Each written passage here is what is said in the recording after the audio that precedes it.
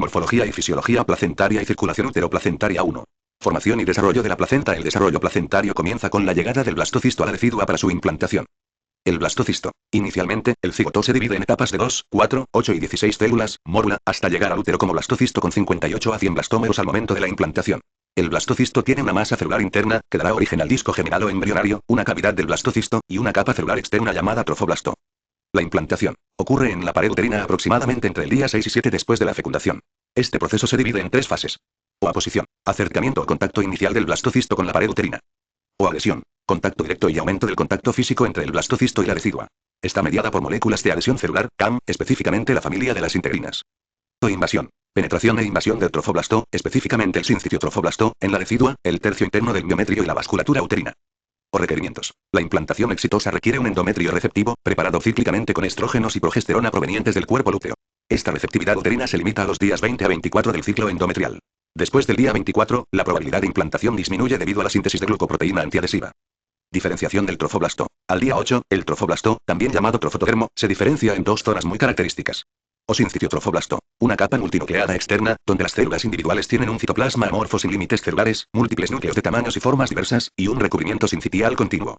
Su función principal es el transporte de la placenta. O citotrofoblasto, una capa celular más interna con un borde celular bien definido, un solo núcleo, y capacidad para la síntesis de ADN y mitosis. Sus células expresan una proteína llamada sincitina que ayuda a la expansión y fusión celular del sincitiotrofoblasto. O vías principales. Después de la implantación, las células del trofoblasto se diferencian en 2 vías principales. Trofoblasto velloso. Genera las vellosidades coriónicas, que transportan oxígeno, nutrientes y otros compuestos entre el feto y la madre. Trofoblasto extravelloso. Migra hacia la decidua y el miometrio. Se divide en trofoblasto intersticial. Invade la decidua y penetra el miometrio para formar células gigantes del lecho placentario, facilitando el anclaje y remodelación decidual. Trofoblasto endovascular. Penetra la luz de las arterias espirales para su remodelación. Invasión temprana. O día 10. El blastocisto está completamente sumergido en el endometrio. La pared del blastocisto se divide en trofoblasto y masa celular interna, que conformará el embrión. Entre el trofoblasto y el disco embrionario se encuentra la cavidad amniótica. O mesénquima extraembrionario. Rodea el sincitio en forma de columnas. Dentro de ellas se forman cavidades que se llaman cavidad coriónica, o celoma extraembrionario, la cual tiene forma de herradura y se divide en 2 capas, parietal y visceral. El corión está compuesto por trofoblasto y mesénquima. Algunas células mesenquimatosas forman el tallo corporal, precursor del cordón umbilical.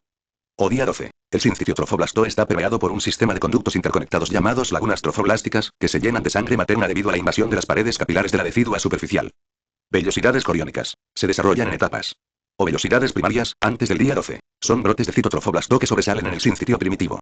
Están compuestas por un centro de citotrofoblasto cubierto por sincitiotrofoblasto. Forman el espacio intervelloso, que usualmente está lleno de sangre materna. O vellosidades secundarias, después del día 12. Los cordones mesenquimatosos derivados del mesodermo extraembrionario se incluyen en estas vellosidades. O vellosidades terciarias, a partir del día 21. Son vellosidades secundarias que ya iniciaron un proceso de angiogénesis, desarrollando un centro vascular. Estas son la unidad de intercambio entre sangre materna y fetal. 2. Estructura de la placenta madura. Al finalizar la gestación, la placenta presenta las siguientes características. Discoide. Diámetro. Aproximadamente 20-22 centímetros. Grosor. Promedio de 2-5 centímetros en el centro. Peso. Alrededor de 500-600 g. Caras. O cara fetal, placa coriónica. Es una parte lisa, cubierta por el amnios, que le da un aspecto brillante. El amnios produce el líquido amniótico para proteger y amortiguar al feto. El corión contiene vasos coriónicos que son continuos con los del cordón umbilical. De aquí parten las vellosidades coriónicas con capilares fetales, permitiendo el contacto con la sangre materna en el espacio intervelloso para el intercambio. O cara materna, placa basal. Se forma al separarse la placenta del útero durante el parto. Tiene un aspecto rojo oscuro y está compuesta por decidua, endometrio modificado y especializado. Se observan lóbulos o cotiledones placentarios, generalmente entre 15 y 20, aunque algunas literaturas mencionan hasta 28 o más, separados por surcos o septos placentarios. Cada cotiledón se asocia a un árbol coriónico. 3. Funciones de la placenta. La placenta es el principal órgano que suministra los nutrientes al feto y cumple funciones esenciales. Funciones de transporte. O glucosa. Se transporta principalmente a través del transportador GLUT1, el más importante entre los 6 identificados, GLUT1 a GLUT7, facilitando el intercambio entre madre y feto. O aminoácidos. Se transfieren mediante mecanismos activos dependientes de sodio, NAD, y calcio, KZ. Destaca el transportador SNAT en sus isoformas 1, 2 y 4. La deficiencia se relaciona con la restricción del crecimiento intrauterino, RCIU, y embarazos en mujeres obesas. O ácidos grasos, esenciales para el desarrollo fetal, se transfieren gracias a proteínas como FAPM, FAT y otras ligaduras citoplasmáticas. O nucleósidos. Existen transportadores equilibrativos, EMT1 y EMT2, en la placenta humana. O calcio, muy necesario para la mineralización ósea, se transfiere activamente, especialmente en el tercer trimestre de gestación.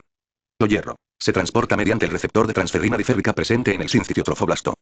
Funciones endocrinas. Fundamentales para iniciar y mantener el embarazo, asegurar el desarrollo fetal, el parto, el puerperio y la lactancia. O el citotrofoblasto velloso produce factores reguladores, mientras que el sincitiofoblasto sintetiza hormonas como el lactógeno placentario humano, HPL, y péptidos comunes. O al inicio del embarazo, predominan factores como el ECF, y en etapas avanzadas aumentan hormonas como el HPL. Otras estructuras como el hipotálamo, hipófisis y ovarios contribuyen con la liberación de GnRH, HCG, oxitocina, progesterona, activinas e inhibinas. O hormonas importantes y sus funciones. HCG, gonadotropina coriónica humana, producida por el sincitiofoblasto velloso. Promueve la angiogénesis, diferenciación trofoblástica, y el envío de señales para favorecer la implantación e inducción de factores gestacionales. HPL, lactógeno placentario humano, producido por el sincitiofoblasto velloso. Ayuda al crecimiento fetal influyendo en el metabolismo materno. Prolactina, producida en el hipotálamo y endometrio. Permite la diferenciación celular, regulación del crecimiento trofoblástico, angiogénesis y regulación inmune. Relaxina, producida en el sincitiofoblasto. Relaja el cuello uterino para facilitar la dilatación y relaja el útero. Activina e inhibina, producidas en el sincitiofoblasto. Regulan la hormona folículo estimulante, FCH. Hormona del crecimiento placentario, producida en el sincitiofoblasto. Estimula el paso de nutrientes a través de la placenta.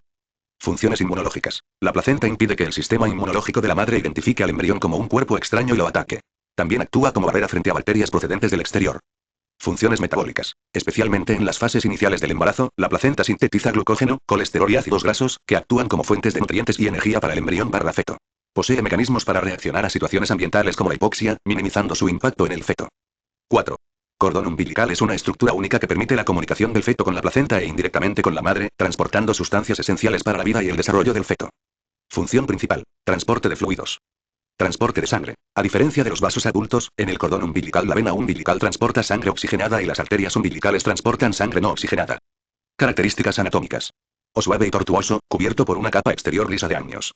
O se extiende desde el ombligo del feto hasta el centro de la placenta. O longitud. Varía de 50 a 60 centímetros. O diámetro. Aproximadamente 1 centímetros. O sustancia gelatinosa. Contiene la gelatina de Wharton, compuesta por mucopolisacáridos. O vasos. Contiene 3 vasos, 2 arterias umbilicales y una vena umbilical. O uraco. Encierra el uraco, un remanente fibroso de la alantoides que sirve como canal de drenaje para la vejiga urinaria del feto. Irrigación sanguínea. O arterias umbilicales. Provienen de las arterias ilíacas internas del feto. Penetran el cordón umbilical y se ramifican en la placenta en arteriolas más pequeñas para dar sangre a las vellosidades coriónicas. O vena umbilical. Los capilares de las vellosidades se fusionan para formar vénulas que convergen en la vena umbilical. Esta transporta sangre oxigenada y nutrientes de la madre al feto. Nervios. El cordón umbilical carece de inervación intrínseca y extrínseca. La regulación de la tensión del músculo liso en la vasculatura umbilical es por sustancias vasoactivas locales, óxido nítrico y prostaciclina, o transportadas por la circulación fetal. Las catecolaminas son responsables de la vasoconstricción posparto. 5. Circulación uteroplacentaria. Adaptaciones vasculares uterinas. El útero experimenta adaptaciones vasculares significativas para asegurar un flujo sanguíneo materno adecuado hacia la placenta, fundamental para el desarrollo fetal. O remodelación. La interacción entre el trofoblasto fetal, las células inmunes de la decidua materna y factores moleculares desencadena una remodelación profunda del lecho vascular uterino. Las arterias uterinas, especialmente las espirales, sufren una transformación que reduce su resistencia y aumenta su capacidad para conducir sangre. O flujo. Hacia el final del embarazo, la placenta recibe entre 500 y 750 mililitros por minuto de sangre con un flujo constante y sin pulsaciones. O invasión trofoblástica intravenosa. Es clave en esta transformación, reemplazando el endotelio y el músculo liso de las arterias por estructuras de mayor calibre y menor resistencia. O tiempo. Las adaptaciones comienzan temprano y se consolidan hacia el segundo trimestre. O fallo. Un fallo en estas adaptaciones puede causar complicaciones como preeclampsia, reflujo o aborto recurrente. Reguladores de la invasión trofoblástica. Proceso clave para la remodelación de las arterias uterinas. O factores angiogénicos. BECF y PLGF promueven la formación de nuevos vasos y la remodelación vascular. Sus receptores, BECF1 y BECF2, están en trofoblastos y células endoteliales deciduales. O factores inmunológicos. Células UNC, natural killer uterinas. Representan el 70% de los leucocitos deciduales y regulan la profundidad de la invasión liberando citoquinas, interferón gamma, LIF. Macrófagos deciduales. Secretan metaloproteinasas, MMPs, que remodelan el tejido. O factores hormonales y locales. TGF, IL-10, activina, inhibina y nodal regulan la migración y diferenciación del trofoblasto. O oxígeno. Una baja presión de oxígeno en las primeras semanas estimula la invasión trofoblástica. Al aumentar, la invasión se detiene, permitiendo la maduración placentaria. Invasión endometrial. Los trofoblastos extravellosos invaden la decidua basal en 2 fases. O fase intersticial. Las células trofoblásticas penetran el endometrio hasta el miometrio, transformándose en células gigantes del lecho placentario, ayudando a fijar el blastocisto y remodelar la decidua. O fase endovascular. Los trofoblastos entran al interior de las arterias espirales deciduales, reemplazando el endotelio y parte del músculo liso, transformándolas en vasos de bajo flujo pulsátil. O tiempo. Ocurre principalmente entre las semanas 6 y 12 de gestación. Su alteración se asocia a preeclampsia temprana o aborto recurrente. Invasión de las arterias espirales. La transformación es esencial para una adecuada perfusión placentaria y consta de 2 etapas. O transformación decidual. En la decidua basal y tercio interno del miometrio, el endotelio y músculo liso son reemplazados por tejido fibrinoide y células trofoblásticas. O transformación miometrial. Ocurre en menor grado pero es clave para asegurar un flujo estable. En preeclampsia, la invasión es superficial o incompleta. Resultado. Las arterias pierden vasoreactividad, reduciendo la resistencia y permitiendo perfusión continua sin pulsos hacia la placenta. Ramificación vellosa. Las vellosidades coriónicas son las estructuras de intercambio materno-fetal. O desarrollo progresivo. Primarias, días 13, 15, posconcepción. Formadas por citotrofoblasto y sincitiótrofoblasto. Secundarias, días 16, 21. Incorporan mesénquima del mesodermo extraembrionario. Terciarias, a partir del día 21. Aparecen vasos sanguíneos conectados a la circulación fetal. O tipos de vellosidades. De anclaje. Fijan la placenta al útero. Flotantes. Principales encargadas del intercambio. O cambios durante el embarazo. Disminuye el número de citotrofoblastos, la barrera hematoplacentaria se adelgaza y aumenta la superficie de contacto con la sangre materna. Crecimiento y maduración placentaria. La placenta se adapta al crecimiento y necesidades del feto. O tamaño y peso. A las 20 semanas pesa unos 200 g. Al término, 500, 600 g, con un diámetro de 15, 20 centímetros. O estructura. Las vellosidades terminales aumentan en número y complejidad. La membrana placentaria se vuelve más delgada, favoreciendo la difusión de gases y nutrientes. O flujo sanguíneo. El flujo materno hacia el espacio intervelloso se incrementa progresivamente, hasta 750 ml/min. El flujo fetal también aumenta por la expansión de los vasos umbilicales y coriónicos. O importancia. Una placenta madura y bien desarrollada es clave para un intercambio materno-fetal adecuado. Su falla puede llevar a insuficiencia placentaria, refill u óbito fetal. O evaluación clínica. La evaluación con ecografía Doppler de las arterias uterinas en el primer y segundo trimestre, semanas 6, 12 y 14, 20, es importante para predecir el riesgo de preeclampsia o RFIU. Una resistencia aumentada en el índice de pulsatilidad puede indicar una remodelación incompleta. 6. Circulación materna en el embarazo. El sistema cardiovascular materno experimenta adaptaciones fisiológicas significativas para mantener el desarrollo fetal y el bienestar materno. Objetivos. Satisfacer la mayor demanda metabólica del embarazo, asegurar un adecuado flujo uteroplacentario, proteger a la madre frente a pérdidas hemáticas del parto y adaptarse a la presencia del feto, placenta y líquido amniótico. Cambios principales. O volumen sanguíneo total. Aumenta 40.150%, 1.200, 1.500 mililitros adicionales, desde la sexta semana, alcanzando su máximo entre las semanas 32, 34. El plasma aumenta más que los glóbulos rojos, causando hemodilución y anemia fisiológica. O gasto cardíaco, GC. Aumenta 30.150%, alcanzando su máximo en el segundo trimestre, debido al aumento del volumen sistólico y la frecuencia cardíaca, 10, 20 LPM adicionales. En el parto, puede aumentar otro 20.130%, y posparto inmediato se eleva aún más por el retorno súbito de sangre uteroplacentaria. O distribución del flujo sanguíneo. Se redistribuye a órganos clave. Útero. De 50 ml/min, no gestante, a 500, 800 ml/min al final del embarazo. Riñones, mamas y piel. También aumentan su flujo. O presión arterial y resistencia vascular. La resistencia vascular sistémica disminuye debido a la acción de progesterona, relaxina y óxido nítrico, que producen vasodilatación. La presión arterial baja en el segundo trimestre y tiende a normalizarse en el tercero. O síndrome de hipotensión supina. En el tercer trimestre, el útero grávido puede comprimir la vena cava inferior en decúbito supino, reduciendo el retorno venoso y el GC. Esto causa hipotensión, mareos y náuseas. Se previene colocando a la gestante en decúbito lateral izquierdo. Autorregulación. La circulación uteroplacentaria no tiene autorregulación efectiva. Depende directamente de la presión arterial materna, haciéndola vulnerable a condiciones como hipotensión, shock o vasoconstricción. Circulación uteroplacentaria, origen y trayecto. Origen. La irrigación placentaria materna proviene de las arterias uterinas, ramas de las arterias ilíacas internas, que se dilatan y aumentan su flujo hasta 10 veces. O trayecto. Las arterias uterinas penetran el miometrio y se ramifican en arterias arqueadas, que a su vez dan ramas radiales hacia el endometrio. Estas ramas se transforman en arterias espirales, perdiendo su capa muscular y convirtiéndose en vasos de baja resistencia que permiten un flujo continuo hacia la placenta. O espacios intervellosos. Las arterias espirales desembocan directamente en los espacios intervellosos, los cuales están llenos de sangre materna y rodean las vellosidades coriónicas. Aquí ocurre el intercambio materno-fetal por difusión, oxígeno y nutrientes a la circulación fetal, codos y desechos a la materna. O retorno venoso. La sangre materna intercambiada fluye hacia la placa basal y es recogida por las venas endometriales. Características clave. El flujo uterino es de 450, 750 ml/min, 10.115% del GC materno. No hay mezcla directa de sangre materna y fetal. El intercambio ocurre a través de la membrana placentaria. La presión en los espacios intervellosos es relativamente baja para no dañar las vellosidades fetales. Cambios posparto. El gasto cardíaco disminuye progresivamente, la volemia se normaliza en 2, 3 semanas, y aumenta la diuresis para eliminar el exceso de líquidos. Relevancia clínica. O preeclampsia. Remodelación vascular uterina anormal, mala perfusión placentaria. O anemia fisiológica. O hemodilución secundaria al aumento plasmático. O cardiopatías. La sobrecarga puede descompensar enfermedades cardíacas preexistentes. O hemorragia posparto. La hipervolemia fisiológica ayuda a tolerar la pérdida sanguínea. 7. Circulación fetal es un sistema cardiovascular especializado que permite el intercambio de gases, nutrientes y desechos entre el feto y la madre a través de la placenta, ya que los pulmones fetales están colapsados e inactivos hasta el nacimiento. Componentes anatómicos y funcionales. O arterias umbilicales, 2. Retornan sangre desoxigenada y metabolitos del feto a la placenta. O vena umbilical, 1. Lleva sangre rica en oxígeno desde la placenta hacia el feto. Desviaciones fisiológicas, shunts. Permiten la adaptación a los pulmones no funcionales. O conducto venoso, de Arancio. Ubicado entre la vena umbilical y la vena cava inferior. Permite que parte de la sangre oxigenada evite el hígado y se dirija directamente al corazón. O foramen oval, entre la aurícula derecha e izquierda. Desvía la sangre de la aurícula derecha a la izquierda, evitando la circulación pulmonar. O conducto arterioso, de Botallo. Entre la arteria pulmonar y la aorta descendente. Evita el paso por los pulmones, que están colapsados e inactivos. Ruta del flujo sanguíneo fetal. 1. Placenta vena umbilical, sangre oxigenada. 2.